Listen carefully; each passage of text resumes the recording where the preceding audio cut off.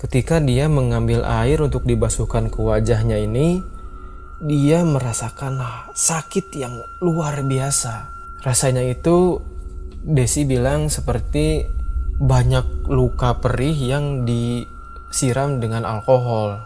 Itu yang dia rasakan ketika itu. Bahkan lebih mengerikannya lagi, air bekas basuhannya itu jadi berwarna merah darah.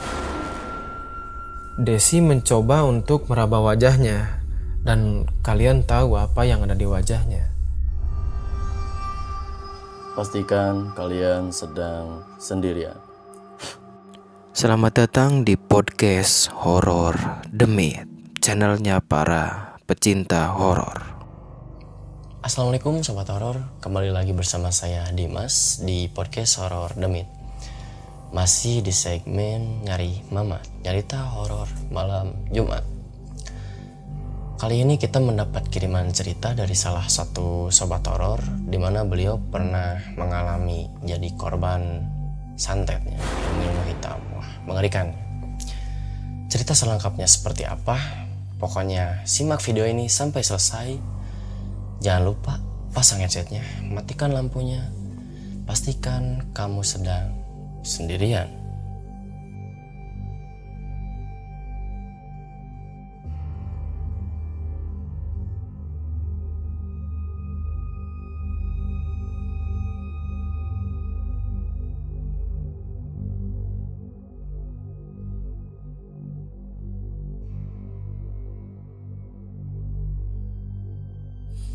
Ya baik, sebelumnya saya ucapkan terima kasih kepada saudari Desi yang sudah mengirimkan cerita pengalamannya ke email kita. Semoga Mbak Desi ini selalu ada dalam lindungan Allah Subhanahu wa Ta'ala dan selalu diberi kesehatan serta rezeki yang lancar. Amin. Jadi ceritanya ini, Desi ini tinggal di salah satu kota di Jawa Barat. Kita inisialkan kota A. Semua yang ada di cerita ini, baik nama-nama pelaku maupun kota atau daerah yang disebut, itu kita samarkan. Karena kita nggak mau terjadi sesuatu hal yang tidak menyenangkan di kemudian hari. Desi ini sekarang bekerja di salah satu perusahaan angkutan umum di Indonesia ini. Cukup sial nasibnya ini karena dia harus mengalami sesuatu hal yang mengerikan dan di luar nalar. Kejadian ini dialami oleh Desi di tahun 2015 lalu. Dari kejadian ini, dia hampir saja kehilangan wajahnya. Bahkan dia hampir kehilangan nyawanya sendiri. Jadi beberapa tahun sebelumnya, saat Desi masih menduduki bangku SMA, dia pernah menjalani hubungan dengan seseorang lelaki bernama Tommy. Yang dimana Tommy ini adalah seorang karyawan yang sekarang tempat Desi bekerja. Hanya saja antara Desi dan Tommy sekarang itu berbeda divisi dan berbeda lokasi penempatan kerja. Desi ini ditempatkan di salah satu kota di Jawa Timur, sementara Tommy dia ditempatkan di kota Bandung. Ketika itu, Desi dan Tommy bisa berhubungan dekat.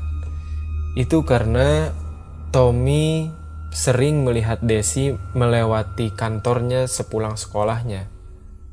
Jadi mungkin ada ketertarikan dari Tommy untuk mendekati Desi. Dan kebetulan Desi juga sedang jomblo ketika itu. Jadi dia menyambut niat baik Tommy untuk mendekati dirinya. Desi dan Tommy ini berbeda umur 7 tahun. Jadi mereka itu menjalin hubungan tidak terlalu lama sebenarnya. Karena memang dari pihak keluarga Desi pun itu tidak merestui Tommy. Dan alasan lain adalah Tommy ini umurnya ini sudah layak nikah. Sementara Desi ketika itu masih di bangku sekolah. Jadi Tommy berpandangan bahwa dia terlalu tua buat Desi. Nah, Salah satu alasan kenapa pihak keluarga ini tidak merestui Tommy adalah karena sikap Tommy terhadap Desi yang dirasa melecehkan Desi, yaitu Tommy ini sering sekali mengajak Desi untuk berduaan di kamar kosnya, dan itu yang mengkhawatirkan keluarganya. Dan ya, keluarganya ini terutama ibunya itu khawatir akan terjadi apa-apa terhadap Desi kalau dia menuruti Tommy. Hubungan mereka kandas di tengah jalan, dan gak butuh waktu lama buat Desi. Dia punya pasangan yang baru yang saat ini sudah menjadi tunangannya. Kita doakan juga kepada Mbak Desi untuk segera menikah, karena tunangannya udah terlalu lama. Meskipun hubungan Desi dan Tommy ini sudah berakhir, tapi si Tommy ini selalu menghubungi Desi. Jadi dulu ini kan musim BBM. Ya, dia sering chat Desi dari BBM atau dari Facebook. Itu sering banget. Padahal hubungan mereka udah berakhir. Udah gak ada lagi tali percintaan yang jelas. Menanggapi hal itu, Desi ini biasa aja, karena sebenarnya Desi ini punya prinsip untuk tetap menjaga silaturahmi dengan siapapun, walaupun itu dengan orang yang pernah ada di ruang lingkupnya. Singkat cerita, Desi ini masuk masa kuliah, dan dia kuliah di salah satu daerah di dekat kota Bandung. Dan kebetulan juga Tommy sudah dipindahkan lagi ke kota Bandung. Dan mendengar kabar itu, Tommy ini makin berniat untuk mendekati Desi lagi. Karena Tommy sebenarnya itu masih menyimpan perasaan kepada Desi. Aneh memang, tapi itu yang terjadi. Dan Tommy ini makin bela-belain memaksakan dirinya untuk bertemu Desi. Dan dia juga suka nyamperin ke kosannya. Dan karena kosannya ini adalah kosan putri, jadi akses Tommy untuk bertemu Desi ini cukup terbatas. Sampai-sampai mereka berdua itu sering ketemuan tapi agak jauh dari gerbang kosan supaya tidak ketahuan sama ibu kosnya. Usaha Tommy ini sia-sia. Gak ada tanda-tanda sama sekali dari Desi untuk balikan sama Tommy. Sampai di masa akhir kuliahnya, Desi yang mempunyai rencana untuk tunangan gak mau lagi berhubungan sama laki-laki lain, termasuk si Tommy itu. Singkat cerita, dari situ Desi dan Tommy udah lama gak ketemu. Dan dia diketemukan lagi secara tidak sengaja ketika berada di dalam bus jurusan Solo ke Bandung. Jadi ketika itu Desi ini pulang dari rumah tunangannya di kota Solo, dan Tommy ini pulang ke Bandung, pulang dinas. Nah, di sana mereka bertemu secara tidak sengaja. Di dalam bus itu ada percakapan seantara Tommy dan Desi. Des, maaf ya, aku udah nikah. Habis gimana lagi, toh kamunya cuek. Dan aku nikah juga kepaksa. Soalnya si ceweknya ngebet banget pengen nikah. Ya gak apa-apa. Lagian Desi juga udah gak ada perasaan apa-apa lagi. Lagian Desi udah punya rencana tunangan juga. Ya, Tommy terus menceritakan semua hal tentang rumah tangganya. Dan setelah itu Tommy berkata sesuatu yang membuat Desi ini terkejut. Des, mau nggak jadi istri kedua aku? Hah? Ya gak mau lah, Kang. Kasian itu istri kamu udah hamil 5 bulan kok masih bisa-bisanya minta Desi jadi istri kedua. Ya, soalnya aku nggak ada rasa sama istriku. Aku cuma sayang sama kamu, Des. Enggak, Kang, maaf. Desi cuma mau serius sama tunangan Desi ini. Dan Desi berharap kamu bahagia sama istri kamu. Mendengar penolakan dari Desi itu, Tommy gak kehabisan akal. dia meminta Desi untuk berfoto bersama dan diupload di akun Facebook pribadi Tommy. Ya, mendengar hal itu Desi kaget karena dia tidak mau merusak rumah tangga orang lain, makanya dia menolak itu. Dia nggak mau perasaan istrinya itu hancur hanya karena ulah Tommy. Singkat cerita, mereka berdua berpisah dan menyisakan rasa kekesalan bagi Tommy. Dan sampailah di mana petaka itu dimulai. Di suatu malam, Desi ini memposting foto pribadinya di akun Facebook miliknya. Dan secara kebetulan, Tommy ini juga online. Melihat ada notifikasi dari Desi yang mengupload dirinya, foto dirinya, Tommy ini mengomentari sesuatu hal yang jarang dia lakukan kepada Desi sebelum-sebelumnya. Jadi dia mengomentari foto Desi dengan nada sedikit menghina. Tommy bilang, mukanya kayak zombie. Melihat penghinaan dari Tommy itu, sikap Desi biasa aja. Dan karena dia tidak mau menanggapi hal yang tidak penting, dia lebih baik memutuskan untuk tidur.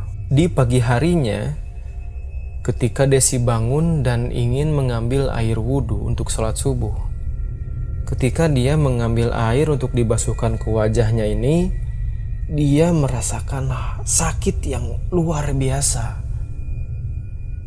Rasanya itu Desi bilang seperti banyak luka perih yang disiram dengan alkohol. Itu yang dia rasakan ketika itu. Desi mencoba untuk meraba wajahnya, dan kalian tahu apa yang ada di wajahnya. Di wajahnya ini banyak banget benjolan kayak jerawat batu, yang di tengahnya ini ada nanah. Benjolan itu banyak banget. Desi ngerasa benjolan itu datang secara tiba-tiba, dan Desi tetap memaksakan sholat dengan keadaan begitu. Dan ketika dalam posisi sujud pun, Desi tidak bisa menahan rasa sakit. Jadi ketika posisi sujud itu, dia merasakan wajahnya itu ketarik kayak ada batu, dan memang dia merasakan benar-benar kayak disimpan batu, tapi tetap perih gitu. Nah, Desi ini menganggap kalau itu hanya jerawat ganas biasa.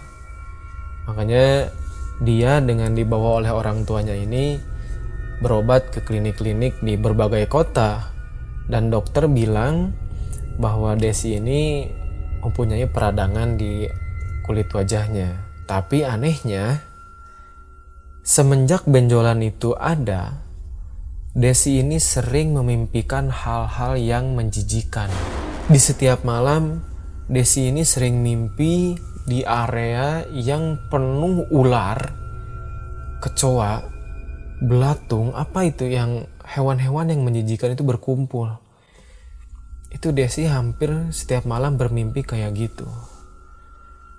Karena merasakan ada yang janggal, Desi ini cerita sama orang tuanya bahwa dia bermimpi hal yang menjijikan dan jerawatnya ini gak sembuh-sembuh. Terus karena melihat kejanggalan itu pula, ayahnya Desi ini membawa Desi ke salah satu daerah di kota Garut, di mana daerah itu ada seorang kiai, pemilik suatu pesantren, yang dimana kiai itu juga bisa dalam pengobatan alternatif. Desi dibawa ke sana untuk diobati, dan ternyata setelah melihat apa yang dialami oleh Desi, kiai itu bilang ke Desi, "Kamu dikirimi santet, tapi saya nggak mau membocorkan siapa pelakunya, karena nanti kamu bisa husnuzon kepada seseorang." Mendengar penjelasan kiai itu, dalam benak Desi ini malah kepikiran sosok Tommy. dia keingetan sama komentar Tommy semalam sebelum kejadian benjolan itu timbul. Dia mengomentari dengan nada yang menghina. Media ilmu hitam itu memang bisa dikirimi lewat media foto. Mungkin itu yang dilakukan Tommy kepada Desi mumpung melihat Desi memposting foto dirinya. Terus Pak Kiai ini memberi Desi air doa. Yang dimana air doa itu harus dia minum dan dia pakai wudhu setiap seminggu 3 kali.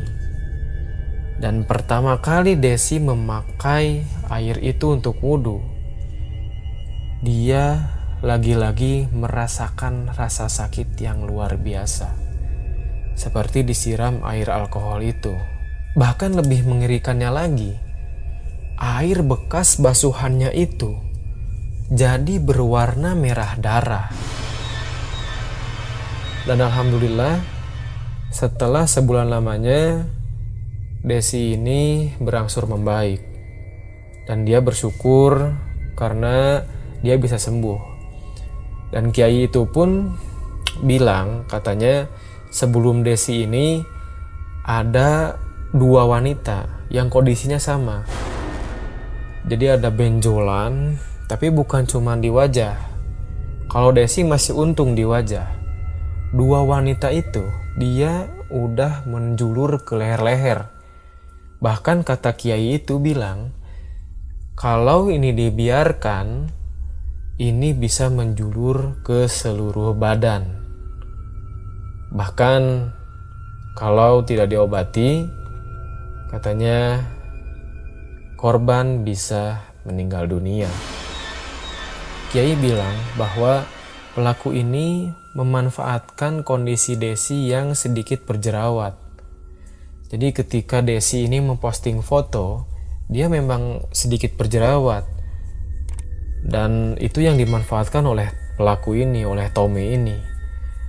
Dan memang si jerawatnya ini, kata Pak Kiai, cuman 10% di wajahnya ini. Dan 90%-nya itu adalah jerawat hasil santet tadi. Karena merasakan rasa trauma yang luar biasa, Desi ini memblokir akun medsos Tommy semuanya. Facebook, BBM, Instagram, kalau mungkin sekarang WhatsApp dia blokir. Bahkan kabar dari teman kerjanya Tommy, kita sebut namanya Reza. Dia mewanti-wanti Desi. Dia bilang kalau Tommy ini memang sering main dukun. Mendengar hal itu, Desi ini seperti ada dukungan dan dia seperti merasa bahwa keputusan yang dia ambil adalah keputusan yang benar. Teror Tommy nggak sampai di situ. Ada kabar kalau Tommy ini masih mencari keberadaan Desi sampai sekarang. Bahkan ketika Tommy ini dinas ke salah satu kota di Jawa Timur itu, tempat di mana Desi bekerja, itu Tommy sempat-sempatnya untuk mencari keberadaan Desi. Tommy ini seperti tergila-gila dengan Desi. Dan Desi alhamdulillahnya masih bisa mengelak dan masih dilindungi untuk tidak bertemu dengan Tommy. Karena Desi khawatir kejadian yang dia alami 5 tahun yang lalu terulang kembali. Kita doakan saja kepada Mbak Desi untuk selalu ada dalam lindungan Allah Subhanahu wa taala. Dan jangan pernah dia dihampiri oleh orang-orang yang berniat jahat. Dan kita doakan juga kepada saudara Tommy untuk diberi kesadaran bahwa apa yang dilakukannya itu adalah hal yang buruk.